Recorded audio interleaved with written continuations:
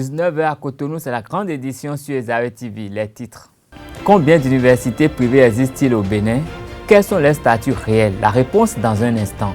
Le Bénin, à travers le président Patrice Talon, prend une part active à la 7e conférence internationale de Tokyo sur le développement de l'Afrique TICAD 7. Des détails dans cette édition. En sport, le camp de vacances Omnisport à l'endroit des enfants au rôle des arts, loisirs et sports de Cotonou a démarré hier lundi. Des précisions dans cette édition. Papa. Oui, ma fille. Tu sais, je t'ai dit qu'après mon bac, je veux devenir journaliste reporter d'image, non? Papa, tu penses m'inscrire où? Esaü. Esaü, papa. Waouh! Maman, maintenant que j'ai eu le bac, je veux faire les finances et trésors. Tu comptes m'inscrire où? Esaü, mon fils. Esaü? Oui, maman. Papa, Oui. tu sais qu'après mon bac, je veux être diplomate, non? Et tu comptes m'inscrire dans quelle université? Mais Esaü, naturellement. Esaü? À Esaü, vous êtes bien formé dans les filières comme administration du travail et de la sécurité sociale, administration générale et territoriale, administration des impôts, gestion des marchés publics, planification et développement local, droit et sciences économiques et de gestion. Esaü, c'est aussi sa télé numérique Esaü TV et son journal L'Informateur. Esaü, c'est à Bédjoumédé, 3e rue après le carrefour 16 ampoules allant à Jericho. Numéro de téléphone 98 98 14 00 96 80 55 11 90 93 65 21. Esaü, l'excellence a un nom.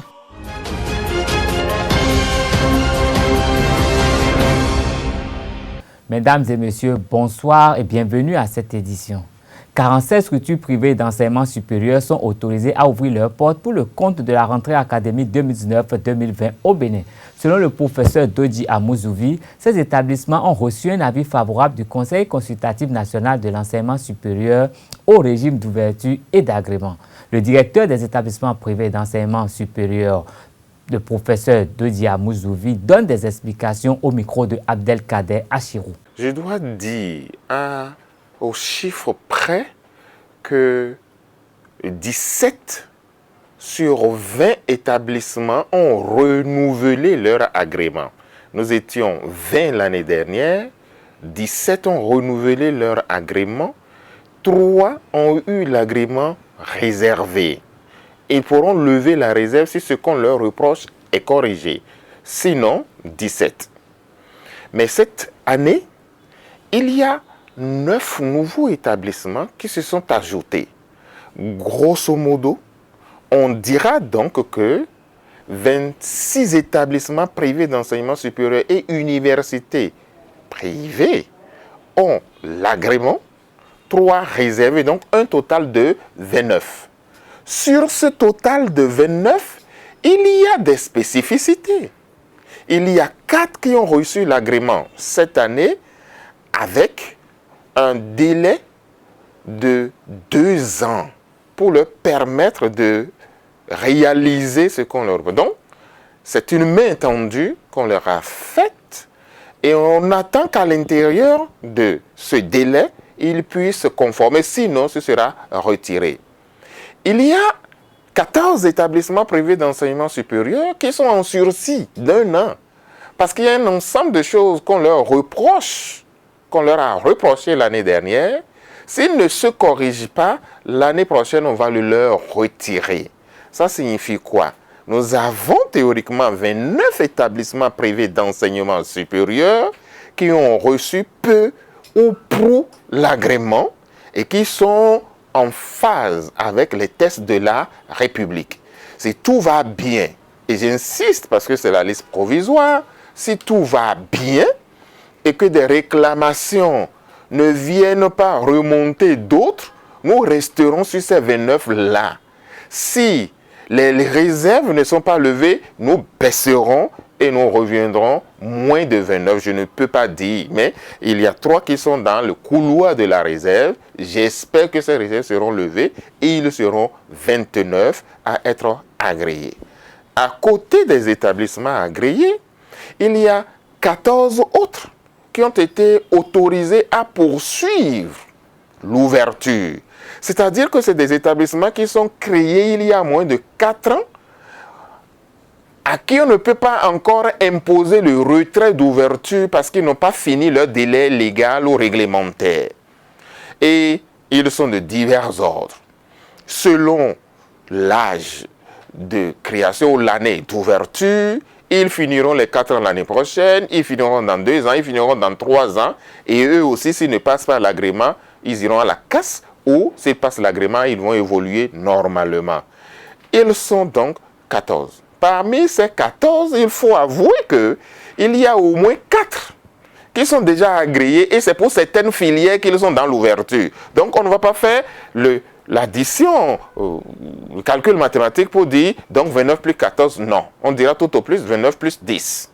Il y a 4 autres qui sont déjà parmi les agréés. À côté donc de ces 14, nous avons 3 autres établissements, ou plus précisément 4 autres établissements privés d'enseignement supérieur qui ont reçu l'ouverture au cours de la session du 30 juillet, dont un réservé. Alors, si vous faites le point le plus optimiste possible, les structures privées d'enseignement supérieur au Bénin tournent aujourd'hui autour de 47, contrairement à 200 et plus que nous avions eu. Nous sommes 47 à la date d'aujourd'hui avec les 4 que nous venons d'autoriser, les 14 dont 10 qui poursuivent leur ouverture et les 29 qui sont dans le sillage des agréments. Certains auront leur arrêté définitif parce qu'on ne leur reproche rien. D'autres, ils vont relever d'abord la réserve avant qu'on ne puisse leur accorder l'autorisation ou l'arrêté d'agrément. Restons avec le professeur Dodi Amouzouvi. Il expose ici les différentes étapes de l'existence d'une structure privée d'enseignement supérieur au Bénin. Quelles sont les conditions requises pour l'obtention des régimes d'ouverture, d'agrément et d'homologation? Suivons-le à nouveau. Quand on lit les tests que je viens d'évoquer, c'est-à-dire le décret 818 du 31 décembre 2008 et son arrêté d'application, l'arrêté 350 de juillet 2014, on se rend compte que les établissements privés d'enseignement supérieur fonctionnent sur la base de 3 régimes.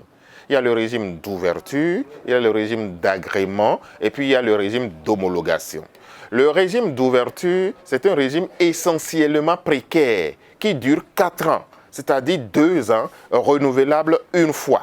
Au bout de ces 4 ans, si vous ne passez pas le régime d'agrément, on vous retire l'ouverture. Donc, 2 ans après votre ouverture, vous avez la possibilité de solliciter l'agrément. C'est pour cela qu'on dit la filière pour être agréée doit avoir fonctionné consécutivement pendant 2 ans au moins. L'agrément, c'est la deuxième étape de confort plus ou moins permanent, plus ou moins irréversible, tant que vous ne commettez pas de bévues, de manquements, de fautes lourdes, etc., etc., etc. Il faut savoir que aussi bien l'ouverture, l'agrément et l'homologation peuvent vous être retirés à tout moment selon les conditions prévues par les lois. Maintenant, le 3e régime qui est le régime terminal, c'est le régime d'homologation. Je me plais de manière pédagogique à dire, vous devenez un peu l'homologue des établissements publics, des universités publiques. Et vous signez au nom de l'État vos propres diplômes.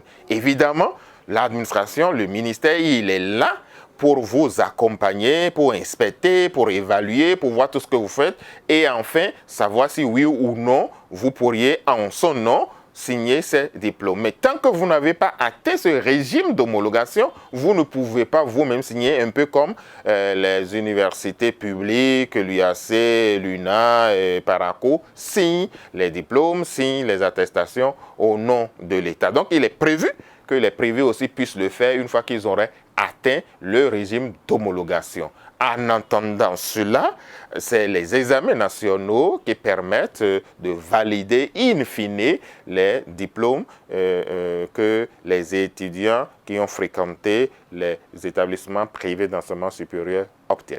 Conduit par le chef de l'État, le président Patrice Talon, la délégation béninoise est au Japon depuis le lundi 28 août dernier pour participer du 28 au 30 août 2019 aux travaux de la 7e conférence internationale de Tokyo sur le développement de l'Afrique TICAD-7. Sous le thème « Afrique et Yokohama partagent une passion pour le futur Plusieurs chefs d'État et d'entreprise sont attendus à cette rencontre qui entre dans le cadre de la promotion d'un dialogue politique de haut niveau entre les dirigeants africains et leurs partenaires asiatiques dans le domaine du développement. Le commentaire que vous propose la rédaction de Zaïre TV nous renseigne davantage. Le chef de l'État Patrice Talon est au Japon depuis lundi 26 août où il va participer du 28 au 30 août 2019 aux travaux de la 7e conférence internationale de Tokyo sur le développement de l'Afrique TICAD-7 à Yokohama, préfecture de Kanagawa, au Japon, à travers le thème Afrique et Yokohama, partageant une passion pour le futur. Plusieurs chefs d'État et d'entreprise sont attendus à cette rencontre. Cette rencontre, organisée par le gouvernement japonais, conjointement avec les Nations Unies, le Programme des Nations Unies pour le développement, la Commission de l'Union africaine et la Banque mondiale, entre dans le cadre de la promotion d'un dialogue politique de haut niveau entre les dirigeants africains et leurs partenaires asiatiques dans le domaine du développement. 4500 participants sont attendus à cette grande conférence internationale. Une occasion que saisira le chef de l'État béninois pour échanger avec des partenaires sur des projets d'investissement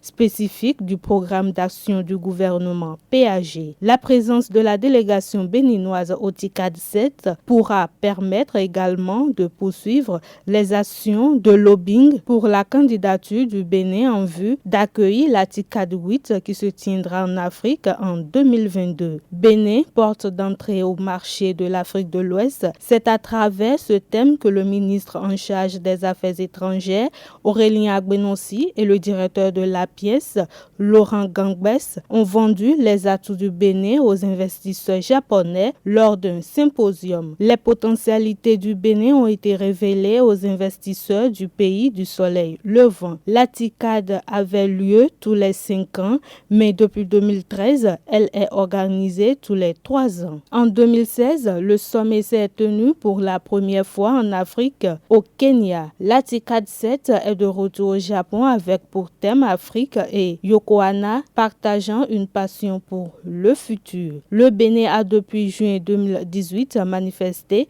son désir pour accueillir la TICAD 8 qui devrait se tenir en Afrique. À Tokyo, Aurélien Agbenossi va profiter de cette occasion pour booster cette candidature pour laquelle il a déjà demandé le soutien des autorités japonaises lors des entretiens bilatéraux avec le ministre des Affaires étrangères Taro Kono à l'occasion d'une visite de travail au Japon le 20 juin 2018. Par ailleurs, l'ambassade du Bénin joue aussi sa partition pour un résultat positif. Bientôt la rentrée des classes, les préparatifs vont bon train et les cours de vacances tirent à leur fin. Quelle utilité pour les apprenants d'avoir sacrifié les vacances dans les salles de classe? Un enseignant explique. À travers les cours de vacances, l'apprenant peut déjà, dans un premier temps, ne pas se sentir trop stressé au début de la rentrée. C'est-à-dire que l'apprenant, du moins, peut se sentir déjà dans un milieu un peu plus confortable, quoi.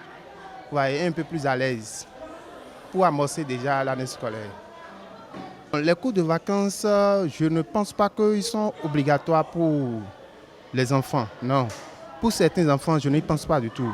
Mais pour d'autres, je pense qu'il le faut. Il le faut vraiment. Parce qu'il y a certains élèves, au début de la rentrée, ils sont beaucoup plus stressés. Donc, en faisant ces cours de vacances, ça leur permet de se relancer dans le jeu et d'être moins stressés pour bien amorcer l'année scolaire. Mais pour des élèves, il y a certains élèves qui s'en sortent beaucoup bien. Et ces gens d'élèves n'ont pas trop besoin de ces cours de vacances-là pour commencer une année, parce que c'est des élèves qui sont déjà formatés par la nature, du moins. Les cours de vacances sont d'abord un temps préparatoire pour l'apprenant, doit permettre à l'apprenant de se préparer pour la rentrée. Pendant les cours de vacances, ce n'est pas tout le programme de l'année qu'on exécute, mais on s'appuie sur certains éléments particuliers pour permettre à l'apprenant de ne pas oublier ce qui sera fait et de garder pour l'essentiel tout le long de l'année. Oui, vous savez, nous avons plusieurs types d'apprenants. Il y a certains apprenants, même sans cours de vacances, ils peuvent travailler facilement pendant l'année scolaire. Mais les cours de vacances, je dis, sont importants parce que les apprenants que nous avons aujourd'hui, pour la plupart, ils oublient. Ils oublient et nous sommes obligés de revenir sur les notions passées, les notions de l'année antérieure et insister là-dessus pour qu'ils puissent garder et que lorsque la rentrée va commencer, qu'ils puissent réagir convenablement. Les cours de vacances permettent d'occuper les enfants pendant ces longues vacances-là pour les maintenir toujours dans l'esprit de l'école, pour qu'ils n'oublient pas, qu'ils n'abandonnent pas cahiers et tous les documents, qu'ils restent encore dans le champ de l'année de l'école pour pouvoir tenir à la rentrée prochaine. Donc les cours de vacances ne sont pas obligatoires, mais c'est toujours bien, dès qu'on a la possibilité de faire, c'est toujours bien de faire. Ça permet, comme je disais tout à l'heure, là, de se remettre à niveau, de tenir dans le coup, parce que le problème est lié au fait que les vacances, c'est vrai, depuis 2016, on a remarqué que les vacances sont réduites. Sinon, contrairement aux années antérieures où on avait de longues vacances, l'enfant est plongé dans ses distractions pendant 3 et parfois même 3 mois et demi, voire 4. Et il oublie tout ce qu'il a appris à l'école. Il n'est plus au contact du cahier, des documents. Et puis ce qui fait qu'à la reprise, ils ont d'énormes difficultés à se retrouver, à s'insérer dans la réalité scolaire afin de pouvoir réussir le travail académique.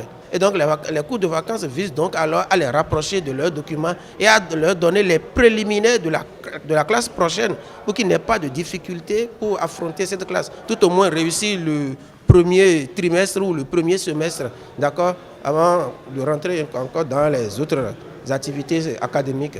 Je fais un cours de vacances pour renforcer déjà le niveau acquis précédemment et acquérir aussi de nouvelles connaissances. Bien sûr, ça me permet de préparer l'année scolaire parce qu'il y a les nouvelles connaissances acquises, il faut que je l'ai déjà.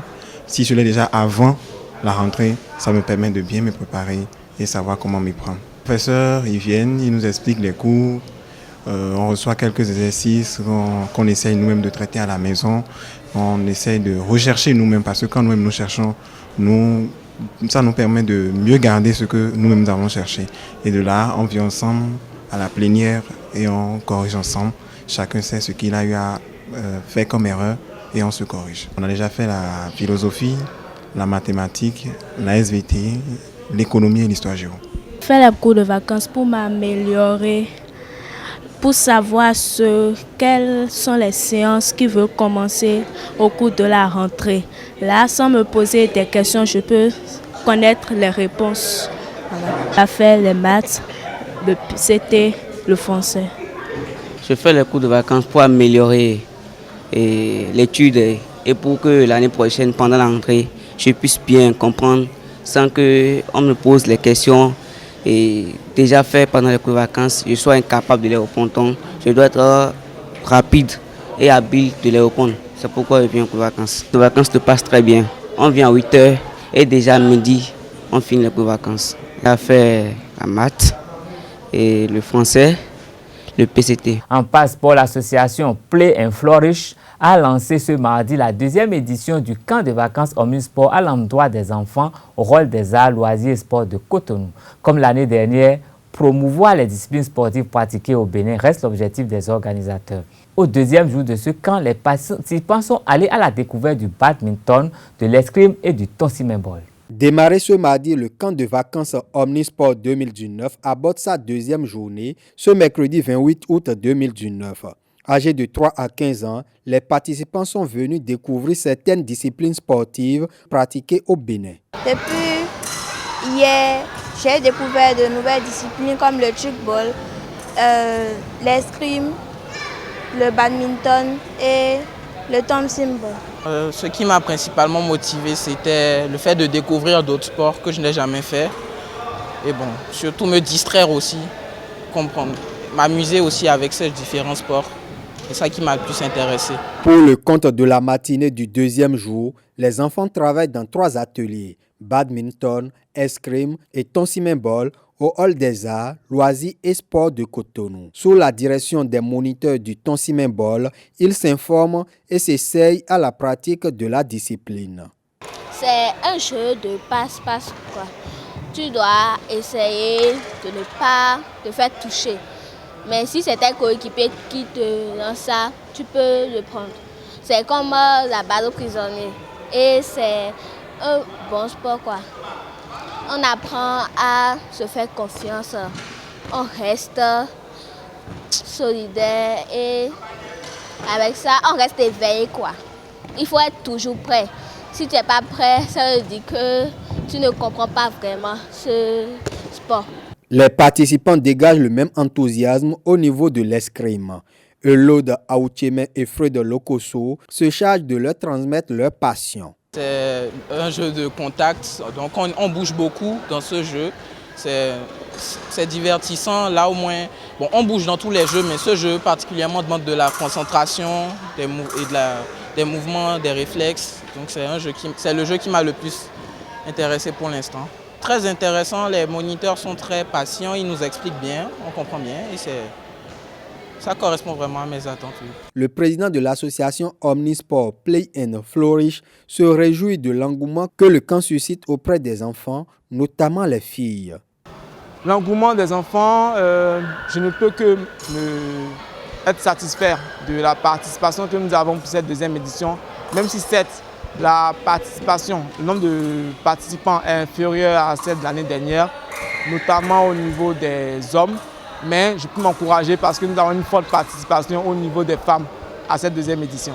9 disciplines contre 6 lors de la première édition sont inscrites au programme du camp de vacances Omnisport 2019 jusqu'au 31 août prochain. Cette année, les organisateurs ont souscrit à une police d'assurance pour couvrir les éventuelles blessures des participants. Des nouvelles des athlètes béninois au 12e Jeux africains de Rabat 2019 pour mettre un terme à cette édition. Hier soir, Noélie Yarigo pouvait emboîter le pas à Océane Ganero en décrochant une deuxième médaille pour le Bénin. Mais la demi-finaliste des JO de Rio 2016 a échoué à la 8e place lors de la finale des 800 mètres.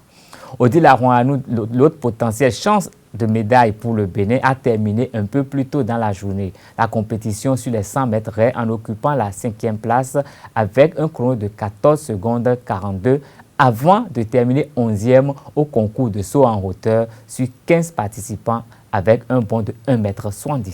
C'est sur cette note sportive que nous mettons un terme à cette édition. Merci pour votre attention. Restez fidèles au programme de Zaï TV. Bonsoir.